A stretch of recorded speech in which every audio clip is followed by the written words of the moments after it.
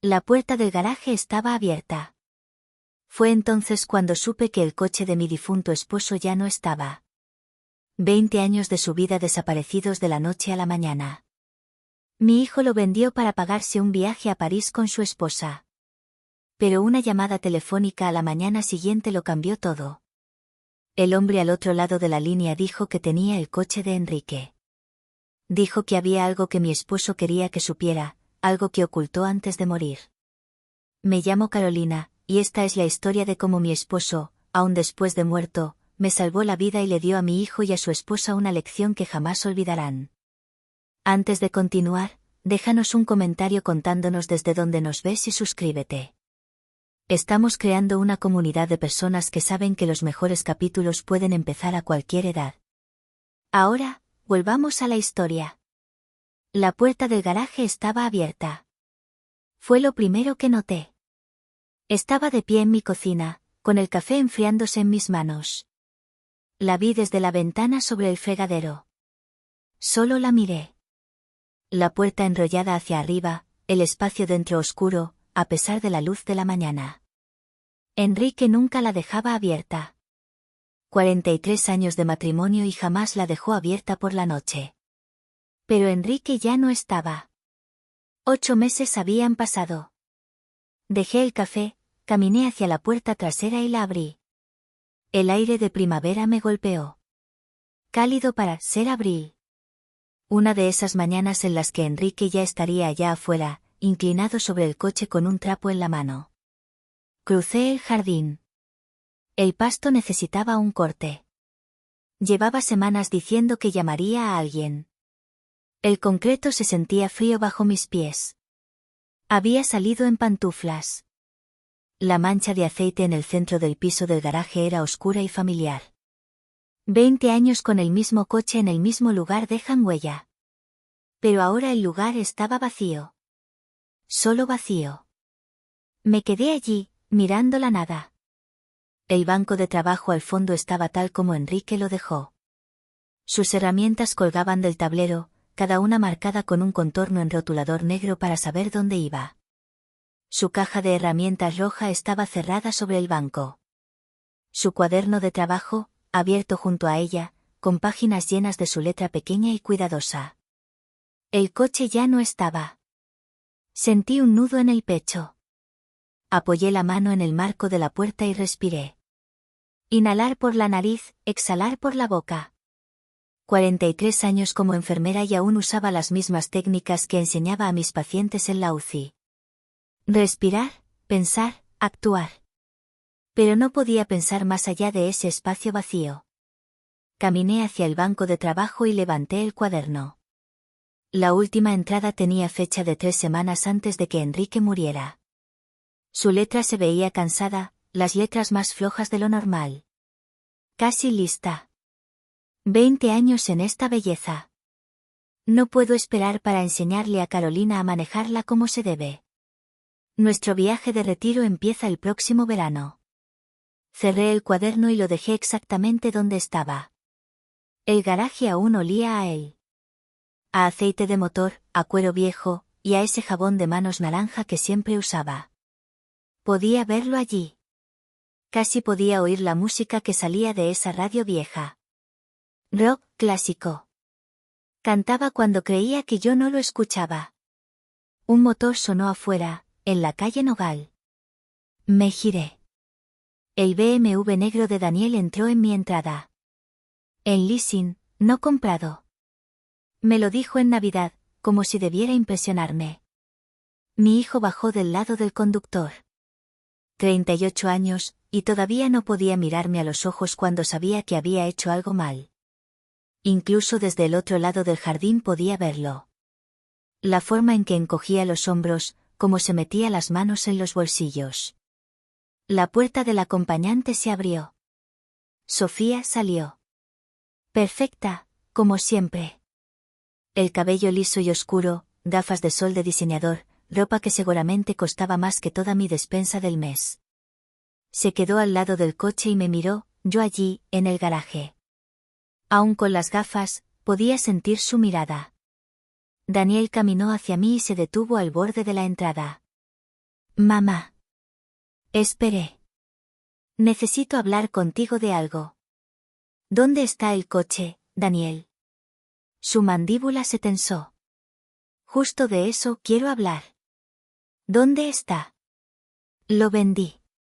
Las palabras llegaron, pero no tenían sentido al principio. Como si hubiera hablado en otro idioma y mi cerebro necesitara tiempo para traducir. ¿Qué hiciste qué? Lo vendí ayer. Miró al garaje vacío, luego al suelo. Necesitaba el dinero. Sofía lleva meses planeando este viaje a París. Es importante para sus contactos de negocios. No podía fallarle. La opresión en mi pecho se extendió. Me temblaban las manos, así que crucé los brazos. Ese era el coche de tu padre. Solo estaba allí, sin usarlo. Su voz se volvió defensiva, más dura. Papá ya no está, mamá. Tú ni siquiera lo manejas. Era de papá. Pasado. Daniel finalmente me miró. Tenía los ojos rojos en los bordes. Cansados. Conseguí un buen precio. 15.000 euros. Es justo para un coche tan viejo. 15.000 euros por un coche en el que Enrique había trabajado cada fin de semana durante 20 años. ¿Por un coche que había restaurado pieza por pieza? ¿Por un coche que prometió que se quedaría en la familia? Quería gritar. Quería sacudir a mi hijo hasta que entendiera lo que había hecho. Pero 43 años en la UCI me enseñaron a mantener la voz firme, incluso cuando por dentro todo se rompía. ¿Cuándo lo sacaste? Ayer por la tarde. Estabas en el supermercado. Él todavía tenía su llave. La misma de cuando vivía aquí, antes de mudarse, antes de conocerla a ella. Yo nunca se la pedí de vuelta. Y Enrique siempre dejaba el garaje sin llave. Decía que quería poder entrar rápido si se le ocurría algo. Deberías haberme preguntado, le dije. ¿Habrías dicho que sí? No. No lo habría hecho. Sofía se acercó en ese momento. Caminaba como si fuera dueña del garaje, del jardín, de toda la calle. Se paró al lado de Daniel y puso una mano en su brazo. Las uñas, rojas y perfectas. Carolina, no vamos a discutir esto. Ya está hecho. El coche está vendido. Mañana nos vamos a París. La miré, de verdad la miré. Llevaba casada con mi hijo 2 años y aún no la conocía. No sabía dónde había crecido, ni qué hacían sus padres, ni nada real sobre su vida antes de Daniel. Sonreía mucho, pero nunca con los ojos. Esto es entre mi hijo y yo. Soy su esposa. Lo que es entre ustedes también es asunto mío. Su voz era agradable, razonable, como si le explicara algo simple a alguien que no entendía. Daniel necesitaba ese dinero. El coche estaba sin uso. Tenía sentido venderlo. Era de su padre. Su padre está muerto, dijo, sin emoción, como una simple declaración. Y Daniel está tratando de construir su vida. Los dos lo estamos. Seguramente lo entiendes. No confiaba en mí para responder. Solo miré a Daniel. Él no volvió a mirarme. La mano de Sofía seguía en su brazo. Posesiva. Te mandaremos fotos desde París, dijo Sofía. Sonrió. Te encantaría. La arquitectura, los museos, muy romántico. La crueldad casual de ese comentario, como si no supiera lo que decía. O tal vez sí lo sabía. Daniel cambió el peso de un pie al otro. Tenemos que irnos. Aún nos falta hacer las maletas. Sí, dijo Sofía, tirando suavemente de su brazo. Tenemos un vuelo temprano. Regresaron al BMW. Daniel miró hacia atrás una sola vez. Solo una. Me vio allí, de pie en el garaje de Enrique, con los brazos cruzados y en pantuflas. Luego subió al coche. La ventanilla de Sofía bajó. Cuídate, Carolina. Nos vemos cuando regresemos. El BMW salió de la entrada y se fue. Lo observé hasta que dobló la esquina al final de la calle Nogal. Luego me quedé sola. Volví al garaje, me paré en el centro, donde estaba la mancha de aceite. El silencio era diferente sin el coche. Más vacío. La luz de la mañana entraba por la puerta abierta e iluminaba el polvo suspendido en el aire. Volví a tomar el cuaderno de Enrique. Lo abrí en la última entrada. Leí sus palabras sobre enseñarme a conducir, sobre nuestro viaje de retiro, sobre 20 años de trabajo finalmente terminados. Su taza de café aún estaba en el estante, manchada por los años de uso, el asa lisa de tanto sostenerla. La había lavado después de que murió, pero no pude guardarla. Todo seguía allí, menos el coche, sus herramientas, su banco de trabajo, su radio, su olor en cada rincón, y el espacio vacío donde debía estar el Shelby. Cerré el cuaderno y lo abracé contra mi pecho. El sol ya calentaba más. En alguna parte de la calle, un perro ladró. Se encendió una podadora de césped. Sonidos normales, una mañana normal. 8 meses de viudez, y yo pensaba que ya había llorado todo lo que podía. Pero allí, de pie en ese garaje con el cuaderno de Enrique en los brazos, mirando el vacío que dejó nuestro hijo, sentí las lágrimas venir de nuevo. Cerré con llave la puerta del garaje, apagué la luz, y regresé a la casa con el cuaderno aún en las manos. El espacio vacío donde debía estar el Shelby parecía una herida. El teléfono sonó a las 7 de la mañana. Yo llevaba despierta desde las 4. Estaba sentada en la mesa de la cocina con el cuaderno de Enrique abierto frente a mí. Había estado leyendo la misma página una y otra vez. Esa donde documentaba cómo cambió el carburador. Su letra tan cuidadosa, sus medidas exactas. El teléfono seguía sonando. Número desconocido. Estuve a punto de no contestar. ¿Señora Benítez? Una voz masculina, áspera, como si hubiera estado llorando. Habla Tomás Graves, de Graves Autos Clásicos. Tengo el coche de su esposo. Me enderecé en la silla. ¿Cómo dice? ¿El Shelby? Su hijo lo trajo el miércoles. Necesito que venga al taller, por favor, ahora si puede. Hay algo que Enrique quería que usted supiera. Mi mente intentaba entender lo que decía. No lo entiendo. Enrique era mi amigo. Un buen amigo, su voz se quebró. Estuve en su funeral. Debería haberle hablado entonces, pero no pude. Lo siento. Por favor, señora Benítez, ¿puede venir? Entonces lo recordé. Vagamente. Un hombre parado al fondo, en la funeraria. Pelo canoso, traje oscuro.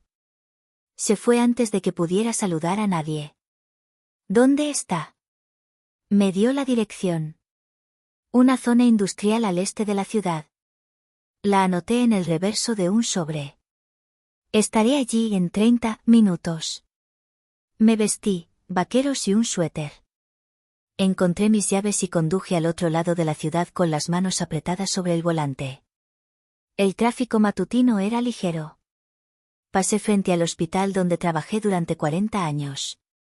El estacionamiento ya estaba lleno. La zona industrial era puro concreto y edificios metálicos. Encontré Graves Autos Clásicos al final de una calle larga. El edificio estaba limpio, moderno. Filas de coches clásicos brillaban bajo el sol de la mañana en el lote delantero, detrás de una reja metálica. Un hombre estaba parado frente a la entrada principal.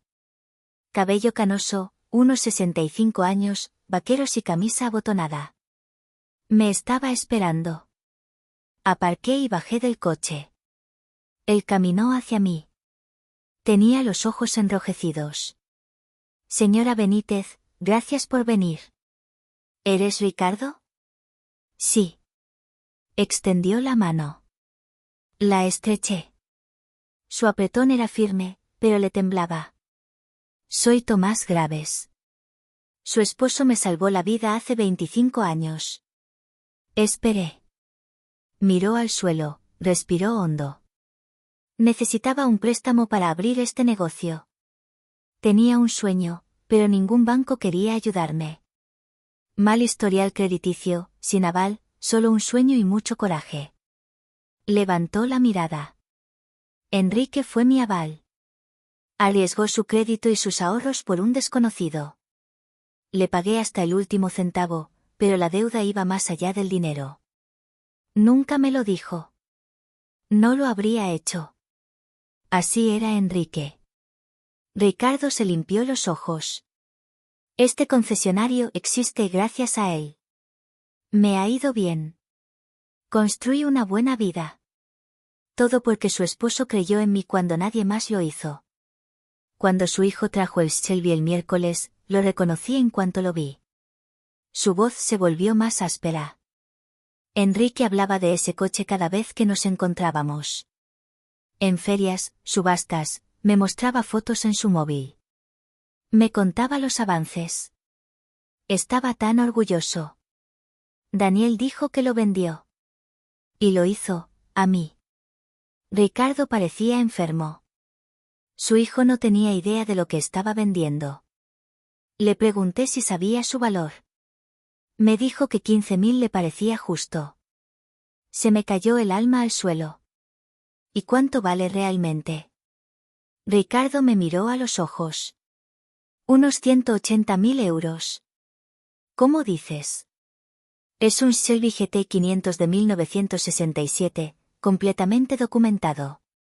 Solo se fabricaron 2.048 unidades. Enrique lo restauró a nivel de museo. El número no tenía sentido. No podía tenerlo. ¿180.000? Sí, señora. Daniel lo vendió por 15.000. Sí. Me senté en la acera. Solo me senté. Ricardo se sentó a mi lado. Estuvimos así un rato, sin hablar. Se lo compré, dijo finalmente. Le di los 15.000 porque estaba desesperado. Mencionó algo sobre un viaje a París con su esposa. Pero señora Benítez, ese coche nunca fue mío para quedármelo. ¿Por qué me estás contando esto? Porque Enrique me hizo prometer algo hace 2 años. Ricardo se puso de pie y me ofreció la mano para ayudarme a levantar. Venga conmigo. Hay algo que necesita ver. Me llevó por el edificio hasta el taller. El espacio era enorme. Suelo blanco, luces brillantes en el techo. 3 coches bajo fundas alineadas. Ricardo se detuvo frente al último, levantó la lona. El Shelby estaba allí, reluciente. La pintura burdeos perfecta, el cromo brillante. Caminé hacia el despacio, puse la mano sobre el capó. El metal estaba frío y liso. Podía sentir a Enrique en cada línea. Abrí la puerta del conductor y me senté en el asiento de cuero. Olía como el garaje de casa. El volante gastado, allí donde él lo sostenía siempre. Ricardo se apoyó en el marco de la puerta. Hace 2 años, Enrique me pidió ayuda para instalar algo. Un compartimiento oculto. Lo miré. ¿Para qué? Dijo que si le pasaba algo, debía asegurarme de que usted lo supiera. Me hizo jurarlo. Ricardo señaló el tablero, detrás de la radio. No mire todavía, dijo. Me dijo, esto es solo para ella. El corazón me latía con fuerza. Ricardo me mostró cómo liberar el panel. Presionar aquí, tirar allá. La cara de la radio se desprendió, y detrás había un espacio oculto, oscuro. Ricardo salió del taller y me dejó sola. Metí la mano en el compartimiento. Toqué papel. Saqué una carpeta manila, gruesa y pesada. Debajo, un sobresellado con mi nombre en la letra de Enrique, y al fondo, una cajita de madera con una llave dentro. Abrí primero el sobre. La letra de Enrique llenaba la hoja. Con fecha de 2 meses antes de su muerte. Carolina. Si estás leyendo esto, es porque ya me fui. Siento no habértelo contado en vida. Tú habrías querido enfrentarlo conmigo, lo sé. Pero necesitaba protegerte hasta tener pruebas. He estado investigando a Sofía desde hace 18 meses. No es quien dice ser. Su verdadero nombre es Sofía Courtland. Ya lo ha hecho antes, al menos 2 veces que yo haya descubierto.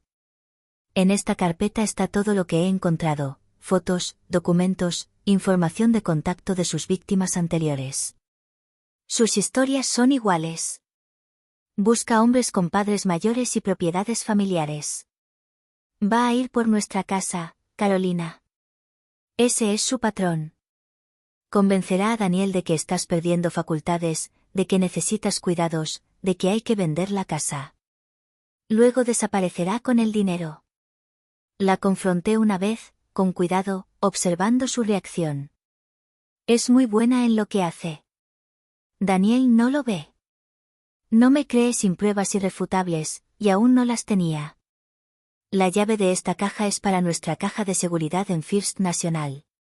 Caja 447. Dentro están los certificados de acciones que compré en 1994 como favor a un paciente. Revisa su valor actual. Estás protegida económicamente. Ricardo sabe que debe llamarte si algo pasa con el coche. Es un buen hombre. Confía en él. Protégete.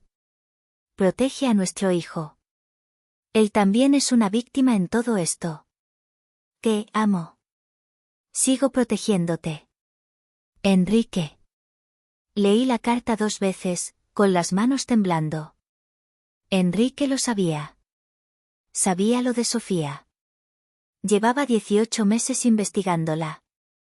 Murió antes de poder terminar. Abrí la carpeta Manila. Dentro había fotos. Sofía en una boda con otro hombre. Mayor, de cabello canoso. Otra foto. Otra boda. Otro hombre. Certificados de matrimonio. Copias. Sofía Courtland casada con Esteban Rivas, Phoenix, Arizona. Junio de 2019. Sofía Courtland casada con Jorge Molina, Tampa, Florida. Marzo de 2021. Recortes de periódico. Hombre denuncia que su nuera le robó los ahorros de toda la vida a su madre anciana. Empresa familiar vendida en presunto caso de fraude. Páginas y páginas con la letra de Enrique. Notas sobre el comportamiento de Sofía. Preguntas que había hecho sobre nuestra casa, sobre mi salud, sobre nuestros bienes. Fechas y horas. Al final, información de contacto. Números de teléfono, Esteban Rivas, Phoenix. Jorge Molina, Tampa. La última nota de Enrique decía: necesito pruebas más concretas antes de contárselo a Daniel. No me creerá sin ellas. Es demasiado hábil. Si estás leyendo esto y ya no estoy, por favor termina lo que empecé. Protege a nuestro hijo. Cerré la carpeta, la abracé contra mi pecho. 8 meses creyendo que sabía todo sobre nuestra vida juntos. 8 meses de duelo, de extrañarlo.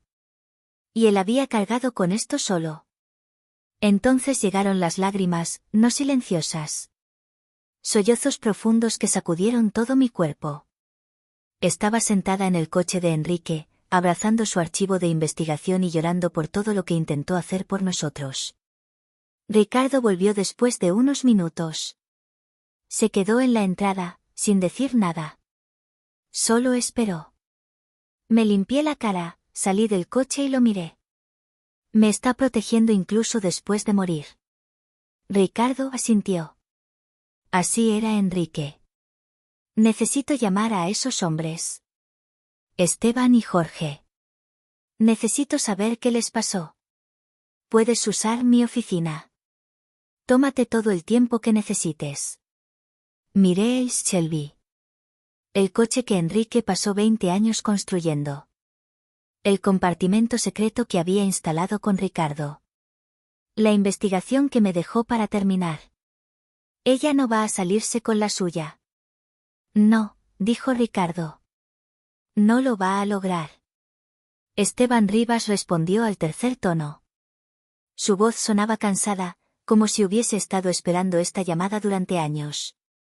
Estaba en la oficina de Ricardo. La puerta cerrada. El teléfono en altavoz, para que Ricardo pudiera ser testigo. Me temblaban las manos al marcar. Hola. ¿Señor Rivas? Mi nombre es Carolina Benítez. Lo llamo porque mi hijo está casado con una mujer llamada Sofía Courtland. Silencio largo al otro lado. Luego, un suspiro pesado. Me preguntaba cuándo llegaría esta llamada. Apreté los bordes del escritorio de Ricardo. ¿Puede decirme qué ocurrió? Esteban tenía 58 años. Contó su historia despacio, palabra por palabra, como si la hubiera ensayado muchas veces, esperando que algún día alguien preguntara. Conoció a Sofía en la primavera de 2019, en el centro comunitario donde su madre era voluntaria. Sofía ayudaba a organizar eventos.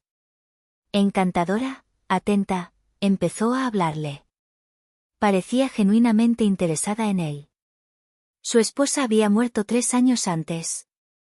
Se sentía solo. Salieron durante meses. Ella fue paciente, comprensiva, le hizo sentir que volvía a ser visto. Se casaron 6 meses después. Su madre tenía sospechas. Le decía que algo no le cuadraba. Esteban lo ignoró. Pensó que estaba siendo sobreprotectora.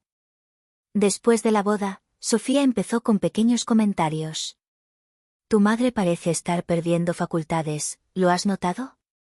Ayer olvidó mi nombre. ¿Eso es normal? Me preocupa que todavía conduzca. ¿Y si pasa algo?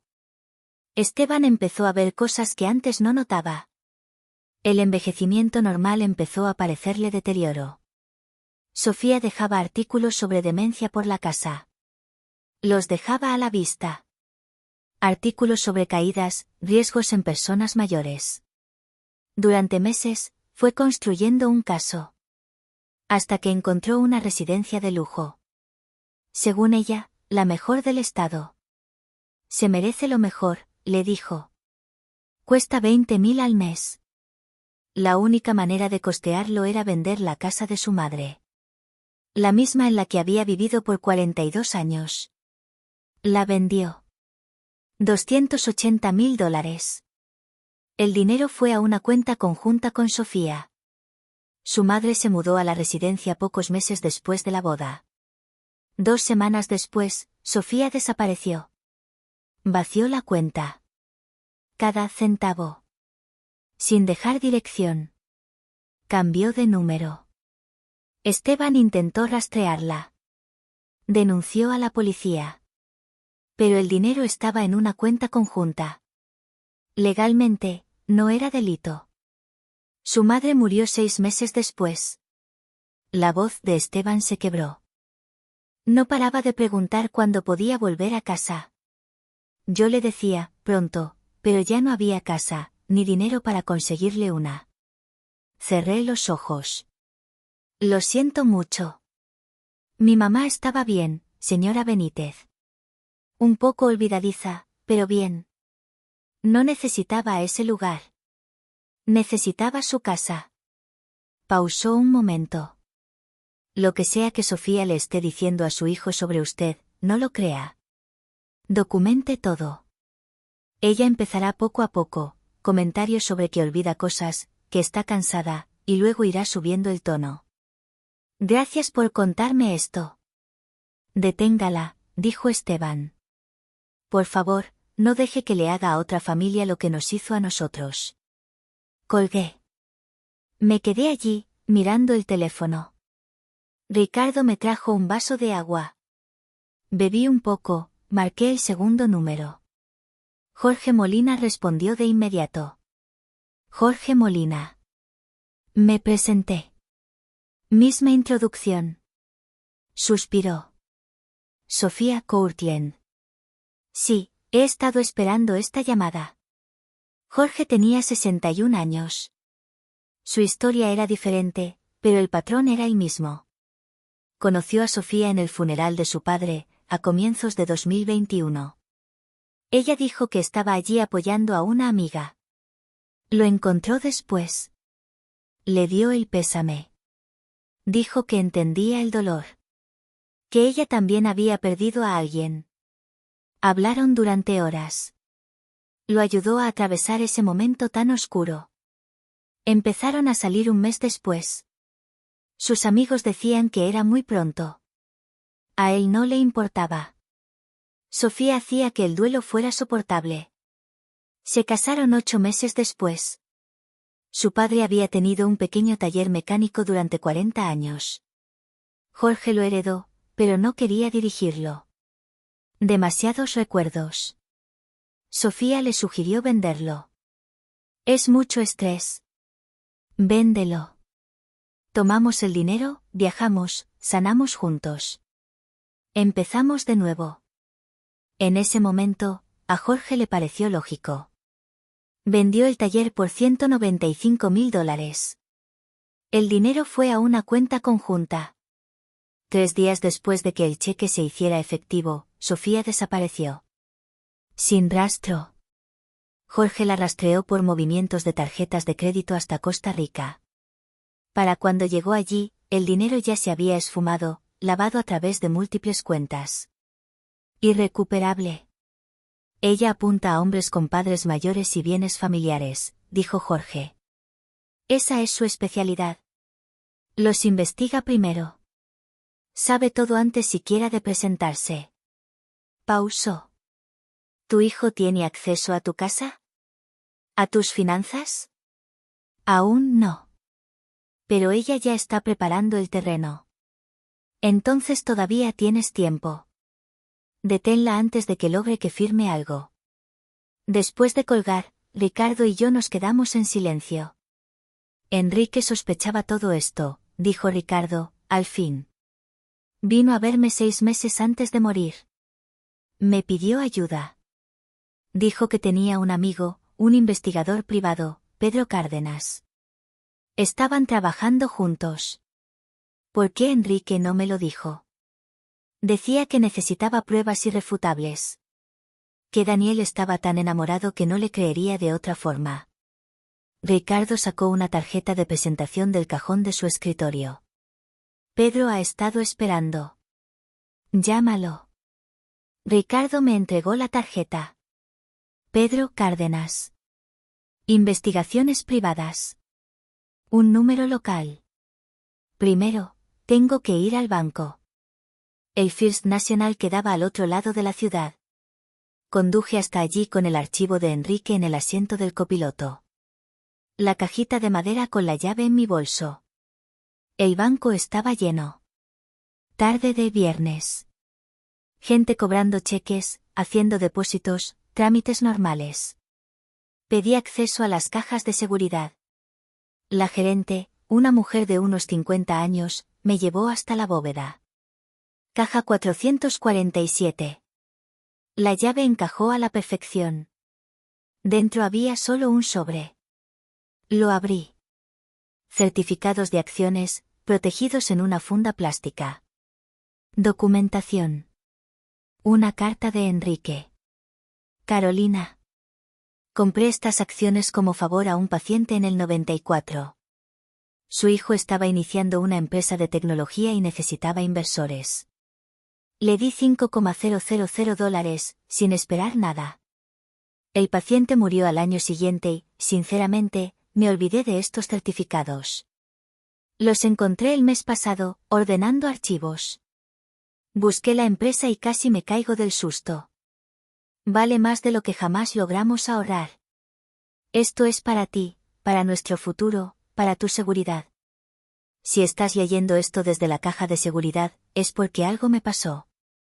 Véndelas cuando estés lista. Vive bien, viaja. Mantente independiente. No dejes que nadie te convenza de lo contrario. Estás cuidada. Den. Llevé los certificados a la gerente del banco. ¿Puede decirme cuánto valen? Buscó en su computadora. Sus ojos se agrandaron. Señora Benítez. Techcore Solutions salió a bolsa el año pasado. Estas acciones están valoradas actualmente en aproximadamente $342,000. Me senté. Solo me senté. La gerente me trajo agua. ¿Está bien? Mi esposo compró esto. Revisó los registros. Compra realizada en mayo del 94, por $5,000. La empresa fue privada durante 30 años, luego salió a bolsa. El precio de las acciones ha ido subiendo. $342,000. Enrique me dejó una seguridad financiera que nunca supe que teníamos. Ahora tenía recursos. Poder. Opciones. Podía enfrentarme a Sofía en igualdad de condiciones. El sábado por la mañana me reuní con Pedro Cárdenas en una cafetería cerca del hospital. Ricardo lo había llamado y lo organizó todo. Pedro tenía 55 años, canoso, metódico en su forma de hablar y moverse. Es detective. Traía carpetas con él. Se sentó frente a mí, en el reservado. Enrique era mi amigo. Cuando supe de su muerte, me pregunté si Sofía daría su siguiente paso. ¿Seguiste investigando? Enrique me hizo prometer que no te contactaría directamente a menos que ella actuara en tu contra. No quería alarmarte con sospechas sin confirmar. Pedro abrió su carpeta, pero yo seguí observándolo. Me mostró impresiones, rastros digitales de los últimos 3 meses. Sofía activa en foros de cuidadores bajo un nombre falso. Publicaciones preguntando cómo convencer a personas mayores reacias de que necesitan ayuda. Preguntas sobre residencias, costos de atención especializada. Historial de búsqueda de propiedades, en Costa Rica. Investigación financiera. Tarjetas de crédito a nombre de Daniel. 3 tarjetas. Deuda total, $32,000. Cargos por ropa de diseñador, restaurantes caros, hotel de lujo en París. El sueldo de Daniel como jefe administrativo es de $65,000 al año, dijo Pedro. No alcanza para ese estilo de vida. Ella vive con dinero prestado. Dinero que él ni siquiera sabe que debe todavía. Pedro desplegó una línea de tiempo proyectada, basada en sus víctimas anteriores. Fase 1, el viaje a París. Construir el sueño. Hacer que Daniel se sienta insuficiente. Fase 2, en los próximos 2 o 3 meses, empezará a mostrar preocupación por ti. Insinuará que estás en declive. Fase 3, entre 4 y 6 meses, construirá el caso para una residencia asistida. Fase 4, entre 6 y 8 meses, lo convencerá de vender tu casa. Mi casa ya está pagada. Vale unos 320,000. Exacto. Su ganancia total superaría los 350,000. Pedro cerró la carpeta. Ahora mismo está en la fase de preparación. Cuando regresen de París, comenzará su campaña de verdad. ¿La policía puede detenerla? Todavía no. No ha cometido ningún delito en este estado. Las estafas anteriores fueron en Arizona y Florida. Hasta que no Ricardo dinero o cometa fraude aquí, la policía no puede actuar. Entonces, ¿esperamos a que nos haga daño? Ahora es cuando construimos el caso. Documentamos todo. Cuando dé el primer paso, estaremos listos. Pedro se inclinó hacia mí. Y Daniel tiene que descubrir la verdad por sí mismo. Si tú solo se lo cuentas, ella lo convencerá de que estás paranoica. Él tiene que verlo. Lo entendí. Daniel no me creería sin pruebas que él mismo descubriera. Esa noche, me senté en la mesa de la cocina e hice una lista de todo lo que había notado de Sofía en los últimos 2 años. Hace 2 meses, Daniel preguntó dónde guardaba la escritura de la casa. Hace 6 semanas, Sofía recordó fotos de todas las habitaciones durante una visita. Hace un mes, Daniel me preguntó si había olvidado una cita para almorzar que nunca habíamos hecho. Hace 3 semanas, Sofía comentó que me veía muy cansada. Hace 2 semanas, se cayó de su bolso un folleto de Sunset Hills Senior Living. El patrón estaba claro. Llevaba meses construyéndose. Sofía estaba creando una narrativa, que yo estaba perdiendo capacidades, preparando a Daniel para creer que su madre necesitaba ayuda. Pensé en los certificados de acciones. Pensé en por qué Enrique los guardó en el banco, pero escondió el archivo de investigación en el coche. La respuesta era obvia. El banco era a prueba de fuego, seguro, el mejor lugar para algo valioso. Pero el coche era el espacio privado de Enrique. Sofía nunca entraba al garaje. Nunca mostró interés por sus herramientas ni por su trabajo. Se quedaba dentro de la casa. El coche era el único lugar donde Enrique podía esconder algo que no quería que ella encontrara. Había pensado en todo. Cerré mi cuaderno. Afuera, el sol se estaba poniendo. Una noche de primavera, cálida y tranquila.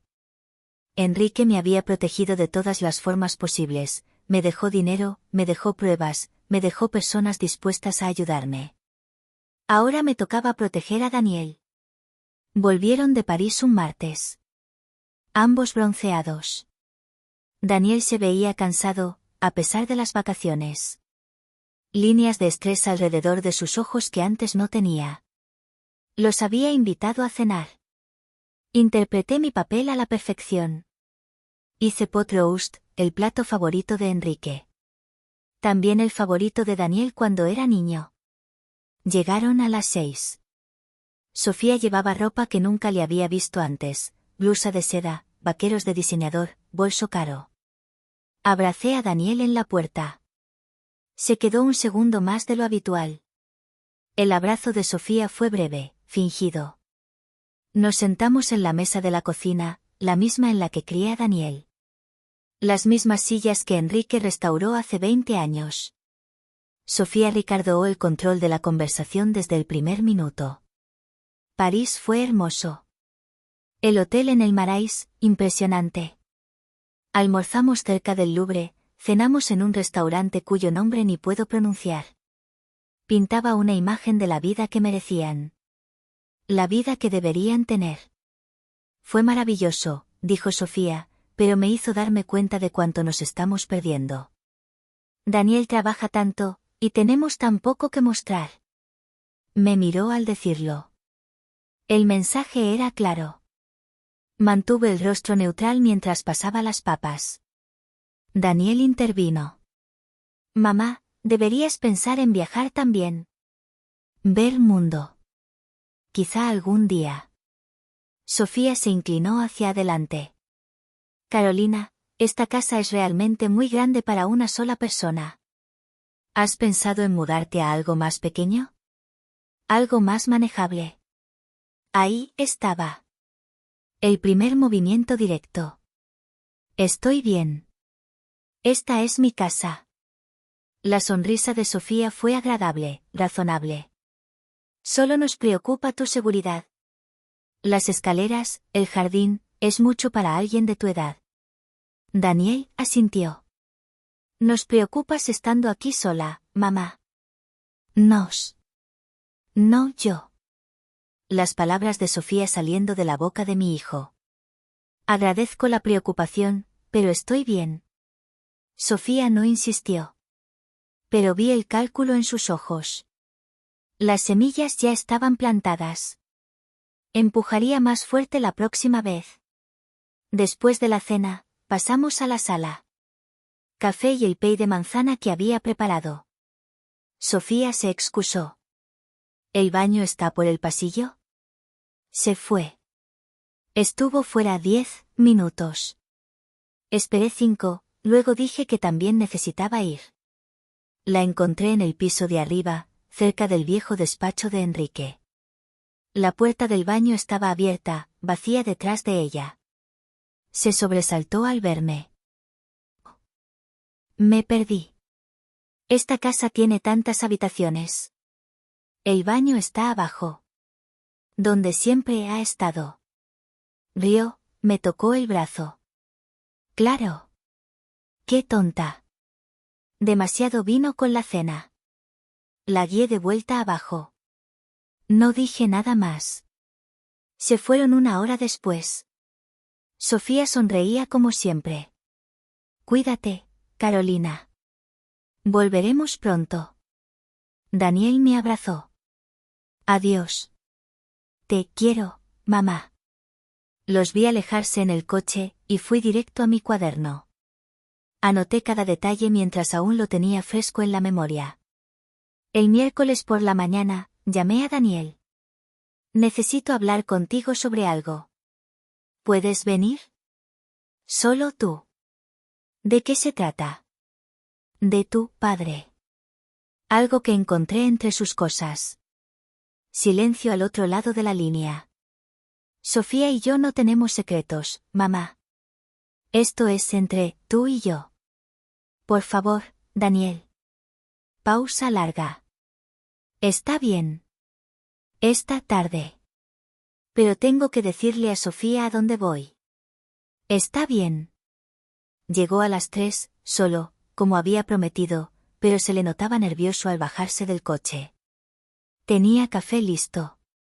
El archivo de investigación de Enrique estaba sobre la mesa de la cocina. Daniel lo vio y se tensaron sus hombros. Mamá, si esto es otra vez por el coche. Siéntate, por favor. Se sentó con los brazos cruzados, a la defensiva antes incluso de que comenzara a hablar. Respiré hondo. Usé mi voz de enfermera de UCI, calma, firme, clara. Antes de mostrarte nada, necesito que escuches. ¿De verdad puedes hacer eso? Esto se siente como una emboscada. Es protección. Le entregué primero la carta de Enrique. Se la puse en las manos. Daniel la leyó, y el color desapareció de su rostro. ¿Papá investigó a Sofía durante 18 meses antes de morir? Su reacción fue inmediata. Enojo. Negación. Papá nunca la aceptó. Siempre fue paranoico con todo. Esto es ridículo. Me mantuve serena. Mira las pruebas. Extendí las fotos sobre la mesa. Sofía en 2 bodas distintas, con 2 hombres distintos. Los certificados de matrimonio. Sofía Courtland casada con Esteban Rivas. Sofía Courtland casada con Jorge Molina. Daniel los miraba fijamente. Esto podría ser cualquiera. Alguien con el mismo nombre. Llámalos. Pregúntales por sus esposas. Le entregué el papel. Números escritos con la letra meticulosa de Enrique. Esteban Rivas, Phoenix. Jorge Molina, Tampa. ¿Quieres que llame a desconocidos? No son desconocidos.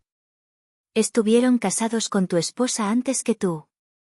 Daniel se levantó, empezó a caminar por la cocina. Esto es una locura. Sofía no haría algo así. Ella me ama. Entonces demuéstramelo. Llámalos. Demuestra que tu padre estaba equivocado. Apretó el papel en su puño, lo arrugó. No voy a hacer esto. Fue hacia la puerta. Daniel, por favor. Se giró. ¿Por qué estás haciendo esto? ¿No puedes simplemente dejarme ser feliz? Mi voz se quebró. Porque tu padre murió tratando de protegerte, y no voy a dejar que sus últimos meses hayan sido en vano. Daniel salió dando un portazo. Lo vi alejarse en su coche. No sabía si llamaría a esos números o iría directo con Sofía. En cualquier caso, ahora la decisión era suya. La espera fue lo peor. Me quedé sentada en la mesa de la cocina. No podía comer. No podía concentrarme en nada. Pedro llamó a las 8 para saber cómo había ido. ¿Cómo fue? Estaba enfadado. No sé qué va a hacer. Dale tiempo. La verdad tiene que asentarse. Pero sentía que el tiempo se agotaba. A medianoche, sonó el teléfono. En la pantalla, Daniel. ¿Daniel? Su voz estaba destrozada. Rota. Los llamé, mamá. A los dos. Estaba llorando. ¿Qué te dijeron? Todo. La madre de Esteban. El taller del padre de Jorge. Es lo mismo. Exactamente la misma historia. Se me rompió el corazón por él. Lo siento tanto. Me fui a casa después de salir de la tuya. Estaba tan enfadado. Su voz temblaba. Pero no podía dejar de pensar en papá, en esos certificados de matrimonio. Así que decidí probarla. Hacerle preguntas simples. ¿Qué pasó? Le pregunté dónde había crecido, cuál era su apellido de soltera, que me hablara de su familia. Respiró entrecortado. Sus respuestas eran diferentes. No un poco, completamente distintas a lo que me había dicho antes. Otra ciudad. Otra universidad. Todo diferente. ¿Y qué hiciste? La presioné. Le pregunté por las tarjetas de crédito que Pedro encontró. Las que están a mi nombre y que yo no conocía. Su voz se volvió plana. Su cara cambió, mamá. Como si se le cayera una máscara. Dijo que eran inversiones. Que no lo entendería. ¿Y tú? Le pregunté qué negocio. Que me lo mostrara. Dijo que no tenía que demostrarme nada, que debía confiar en mi esposa. Seguiste insistiendo. Le dije que quería ver los estados de cuenta. Están a mi nombre. ¿Y qué hizo? Hizo la maleta ahí mismo. Se acabó la actuación. Dijo que yo era débil. Que era tal como papá dijo. Como todos los demás. Su voz se rompió. Se fue. Subió al coche y se fue. La he estado llamando, pero no contesta. Quédate donde estás. Voy a llamar a Pedro Cárdenas. Colgué y marqué a Pedro de inmediato. Respondió al primer tono. Ya la estoy rastreando por las tarjetas de crédito. Se registró en el Marriott del aeropuerto hace una hora. Se va. Hizo varios retiros de efectivo en las últimas 2 horas. Sacó unos $12,000. Hizo una pausa. Y acaba de comprar un vuelo. México DF. Sale a las 6 de la mañana. Solo ida. Sentí un vacío en el estómago. Está huyendo. Sí. Pero encontré algo más. Sofía Courtland es una identidad robada. La verdadera Sofía murió en un accidente de tráfico en 2018. La mujer con la que Daniel se casó se llama Laura Méndez. Tiene órdenes de arresto por fraude en otros 2 estados. Usaba nombres distintos. ¿La policía puede detenerla? Ya estoy en contacto con los detectives de Arizona y Florida. Emitirán una orden de arresto. Si nos movemos ahora, podemos atraparla en el aeropuerto antes de que aborde. ¿Qué necesitas? La cooperación de Daniel. Su declaración sobre el fraude con las tarjetas de crédito.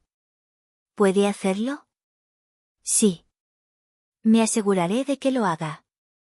A las 3 de la madrugada, nos reunimos en mi casa, Pedro, Daniel y yo. Daniel estaba destrozado, con los ojos rojos, sin haber dormido. Se sentó en la mesa de la cocina mientras Pedro exponía la situación. Sofía Ricardó a un vuelo a las 6 de la mañana. La policía está lista para arrestarla por órdenes de captura pendientes, pero necesitamos tu declaración sobre las tarjetas falsas.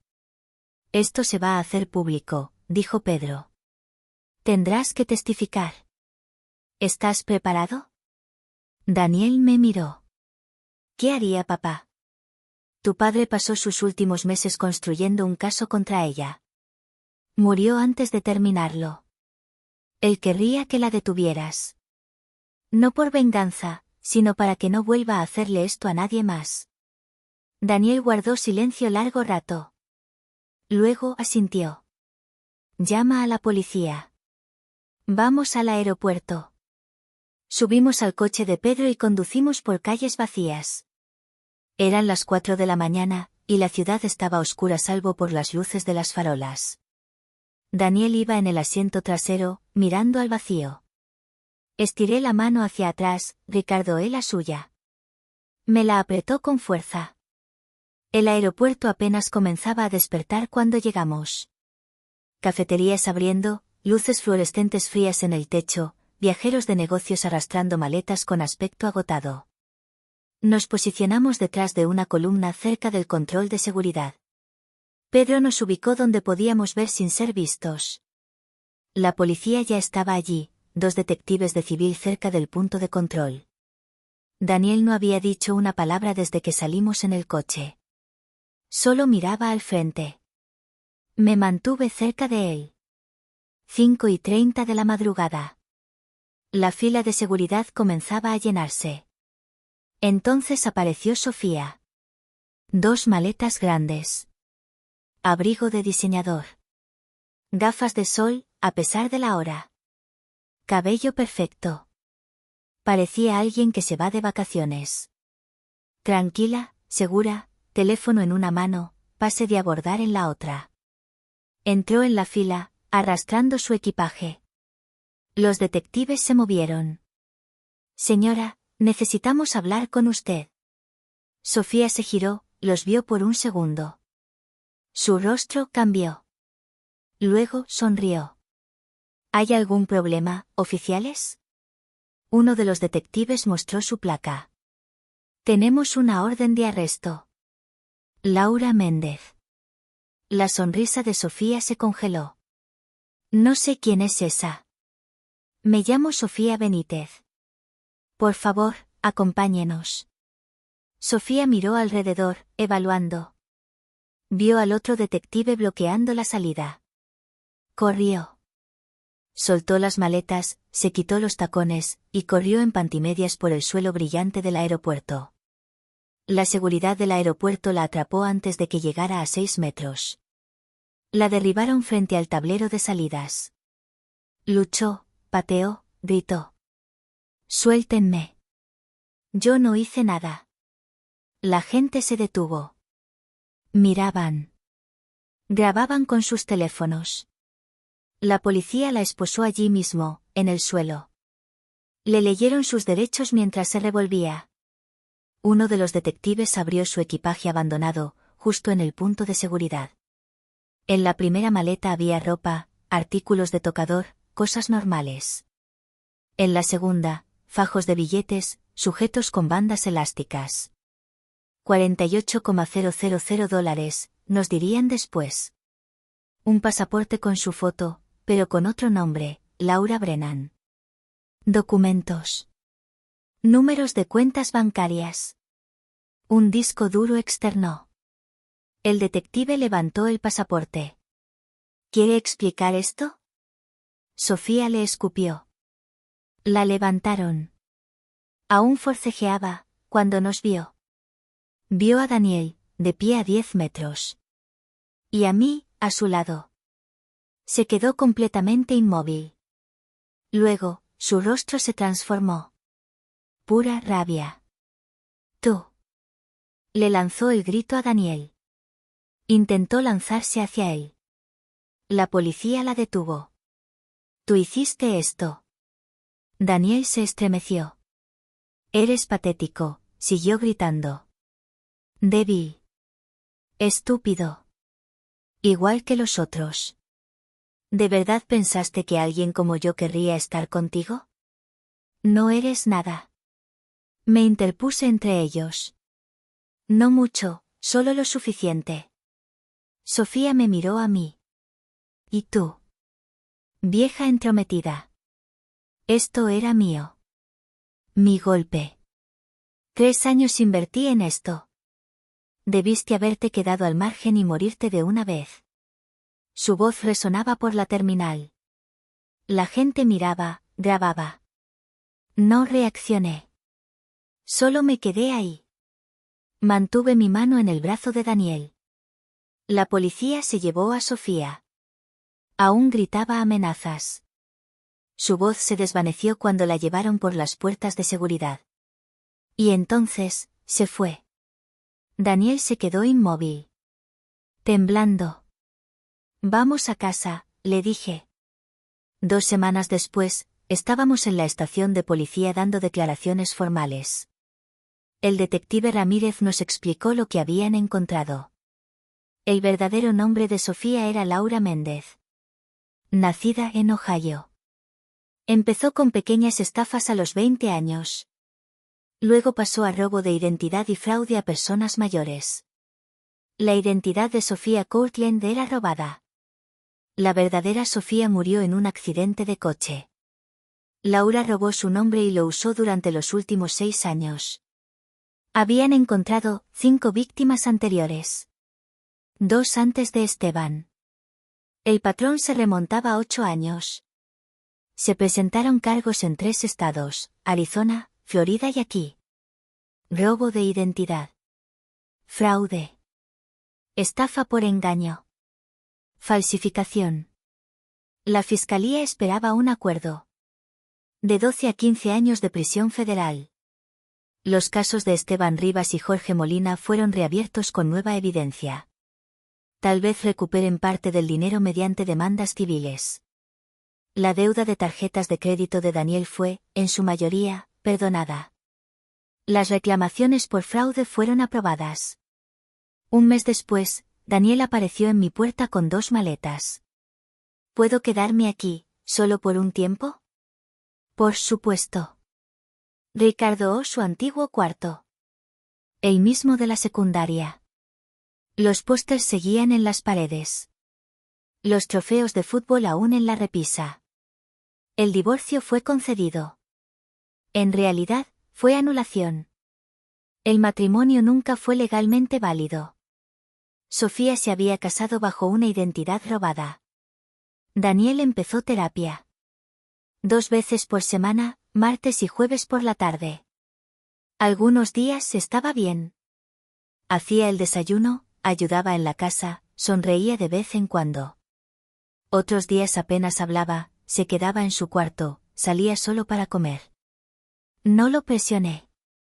Solo mantuve el espacio seguro. Le cocinaba sus platos favoritos. Dejaba luces encendidas. Tenía el café listo. Años como enfermera me enseñaron sobre la sanación, no es lineal, es desordenada. Lleva tiempo.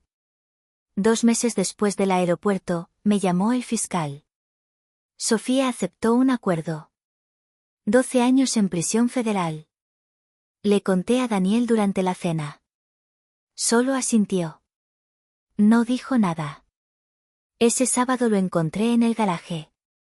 Estaba sentado en el viejo taburete de trabajo de Enrique, con el cuaderno de mecánica en las manos, las lágrimas cayéndole por la cara.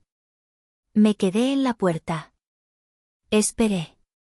Lo encontré en el banco de trabajo, dijo con la voz entrecortada. Empecé a leerlo. Abrió una página de años atrás. La letra de Enrique la llenaba. Hoy le enseñé a Daniel a cambiar el aceite. Tiene 12 años, ya es hora de que aprenda. Sus manos aún son pequeñas, pero cuidadosas. Escuchó cada palabra. Estoy tan orgulloso de él. Las manos de Daniel temblaban, sujetando la página. Otra entrada, más adelante. Daniel vino a ayudar con la reconstrucción del motor. Trabajamos toda la tarde. Apenas hablamos. No hacía falta. Estos son los días que recordaré.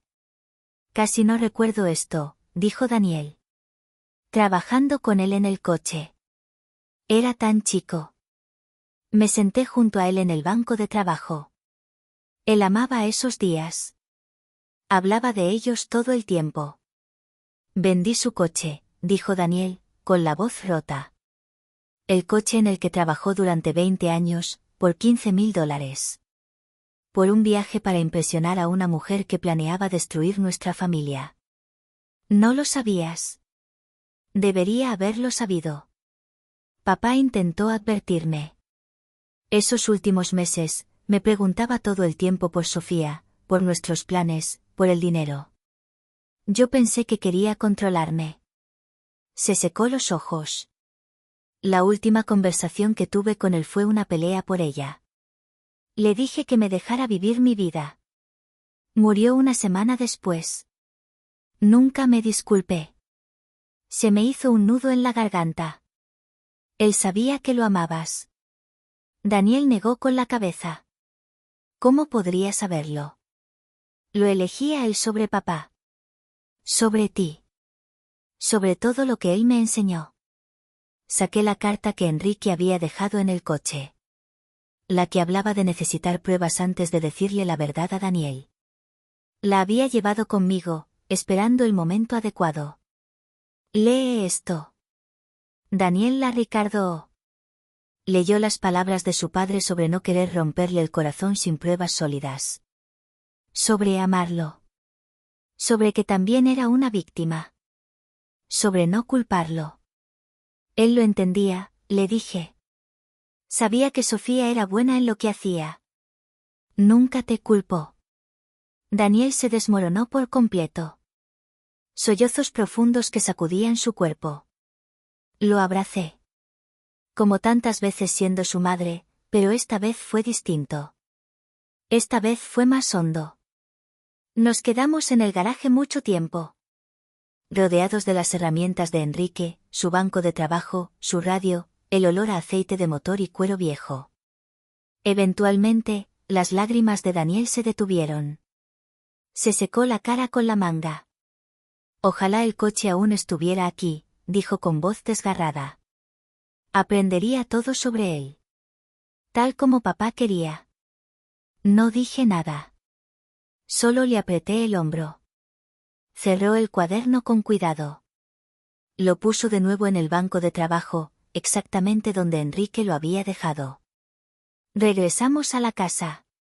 Caía la tarde. La primavera dando paso al verano. El aire cálido y espeso. Adentro, preparé la cena. Daniel puso la mesa sin que se lo pidiera. La casa se sentía distinta. Ya no vacía. Aún no completamente entera. Pero, sanando. Pagué la deuda restante de Daniel la semana después de la sentencia de Sofía. $5.000. Lo que no cubrieron las reclamaciones por fraude. Escribí el cheque y no lo mencioné nunca más. Los certificados de acciones que Enrique había guardado me dieron opciones que jamás imaginé. $342.000. Más dinero del que habíamos ahorrado en todo el matrimonio. Pensé en qué hacer con él. Esteban Rivas. Su madre murió con el corazón roto en un centro de cuidado que nunca necesitó. Jorge Molina. Vendió el taller de su padre. 40 años de trabajo, perdidos. Les envié a cada uno un cheque por $10.000. Adjunté una nota. En memoria de tu madre, de parte de alguien que entiende. Carolina Benítez. Palabras similares para Jorge. Para mí, decidí quedarme en la casa. Tal vez viajar un poco. Viajes pequeños. Nada lujoso. Seguir independiente. Como Enrique quería. 2 meses después del aeropuerto, un sábado por la mañana, oí el rugido de un motor afuera. Profundo, potente, familiar. Miré por la ventana de la cocina. El Shelby estaba en mi entrada. La pintura Burdeos brillando al sol. Ricardo Graves al volante. Sentí un nudo en el pecho. Daniel estaba arriba. Oí la puerta de su cuarto abrirse. Sus pasos en la escalera. También lo había escuchado. Salimos juntos. Nos quedamos parados en el porche. Ricardo bajó del coche, sonrió al ver nuestras caras. La estoy trayendo de vuelta, donde pertenece. Daniel miraba el coche. No podía moverse. No podía hablar. Ricardo se acercó a nosotros y me tendió las llaves. Este coche nunca fue mío, señora Benítez. Enrique lo construyó para usted. Intenté encontrar palabras. Ricardo, tú le pagaste a Daniel $15.000. Lo sé, dijo, negando con la cabeza. Pero este coche vale más que el dinero. Enrique querría que lo tuvieras. Que Daniel lo aprendiera. Eso es lo que importa. La voz de Daniel salió áspera. Yo lo vendí. Lo tiré a la basura. Ricardo lo miró. Tú también fuiste una víctima. Tu padre lo sabía. Por eso armó el caso, para protegerte. Ricardo me puso las llaves en la mano. Enrique me dijo una vez que este coche nunca fue realmente suyo. Siempre fue para su familia. Para la gente que amaba. Señaló el garaje. ¿Quieres ayuda para meterla? Abrimos la puerta del garaje juntos. Ricardo dio marcha atrás con el Shelby, colocándolo en el mismo sitio de siempre. La mancha de aceite en el suelo aún estaba allí. El motor se apagó. El silencio cayó. Y entonces, el garaje volvió a oler como debía, aceite de motor, cuero viejo. Enrique. Ricardo salió del coche y lo miró por un momento. Estaría orgulloso de lo que hiciste, me dijo. Por detenerla. Por proteger a tu hijo. Miró a Daniel. Y estaría orgulloso de que volvieras. De que estés sanando. Ricardo se fue después del café. Nos abrazó a los dos. Daniel y yo nos quedamos en el garaje después de que se marchó. El Shelby entre nosotros. No puedo creer que esté de vuelta, dijo Daniel. Yo tampoco. Tocó el capó, pasó la mano por la pintura brillante. No me lo merezco. Enrique pensaba que sí. Y con eso basta. 3 meses después, un domingo por la mañana, empezamos. Daniel trajo el cuaderno de trabajo de Enrique al garaje. Yo llevé el café. Abrimos el capó. Nos quedamos mirando el motor que Enrique había reconstruido pieza por pieza. No sé por dónde empezar, dijo Daniel. Abrí el cuaderno, encontré la página marcada, enseñando a Daniel. La letra de Enrique, clara y cuidada. Empieza por el aceite. Revísalo siempre antes de conducir. Asegúrate de que esté lista. Daniel encontró la varilla medidora, la sacó, revisó el nivel, tal como indicaba el cuaderno. Sus manos estaban más firmes ahora. 3 meses de terapia empezaban a notarse. Pasamos la mañana revisando el coche juntos. Revisamos fluidos, filtros, sistemas. Trabajo físico, metódico, siguiendo las notas de Enrique paso a paso. La confianza de Daniel crecía con cada hora. Veía a Enrique en sus movimientos. En la atención cuidadosa. En el tacto suave con las herramientas. Por la tarde, Daniel sonreía. Sonreía de verdad. Olvidé cuánto amaba esto, dijo. Estar en el garaje, trabajando con las manos. Tu padre adoraba estos días contigo. Recuerdo más ahora. Detalles pequeños. La forma en que me explicaba todo 2 veces, para asegurarme de que entendiera. La forma en que me dejaba intentar, incluso cuando me equivocaba. Cerró el capó con cuidado. Voy a cuidar este coche como él quería. Lo vamos a cuidar, le dije. 4 meses después de que Ricardo trajera el coche de vuelta, decidí que era el momento. Sábado por la mañana. La primavera dando paso al verano. Estaba en el garaje con las llaves en la mano. Daniel salió. ¿Estás lista? Creo que sí. Subimos. Daniel en el asiento del pasajero. Yo al volante. El asiento de cuero estaba fresco bajo mí.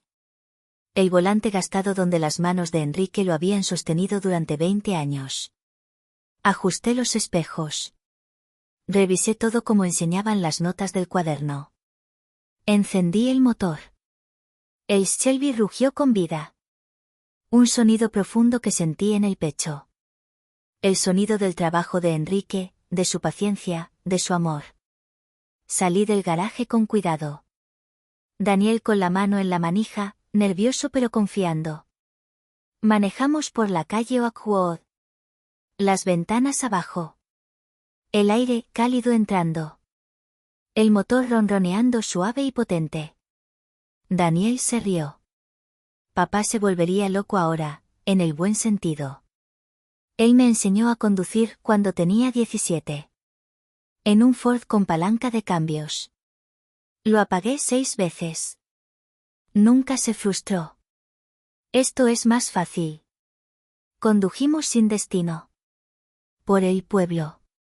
Pasamos frente al hospital donde trabajé, frente al colegio donde Daniel jugaba fútbol americano. Solo manejábamos. El Shelby respondía perfectamente. 20 años de restauración recompensados en cada curva, cada cambio de marcha, cada kilómetro recorrido. Después de 1 hora, volví a casa. Entré en la entrada, retrocedí y estacioné el coche en el garaje. Encajaba a la perfección. Como si nunca se hubiera ido. Apagué el motor. Me quedé sentada en el silencio. Papá estaría tan orgulloso de ti, dijo Daniel. ¿De nosotros? Lo corregí. Esa noche preparé la cena. Daniel bajó y me ayudó con las verduras, cortándolas como lo hacía Enrique. La casa estaba tranquila, pero no vacía. El garaje, lleno otra vez. Las herramientas de Enrique en su tablero. Su cuaderno de trabajo en el banco. El Shelby en su lugar. Miré por la ventana hacia el garaje. Pensé en la carta de Enrique. Sigo protegiéndote. Y lo hacía. La investigación que construyó. Los documentos que dejó. Ricardo cumpliendo su promesa. Enrique me amó lo suficiente como para prepararse para todo. Nunca estuve sola. No lo estuve. No lo estaré. Así que esa es mi historia. Me encantaría saber qué piensas. ¿Habrías podido perdonar a tu hijo por vender algo tan valioso? Déjamelo saber en los comentarios y suscríbete para más historias como la mía.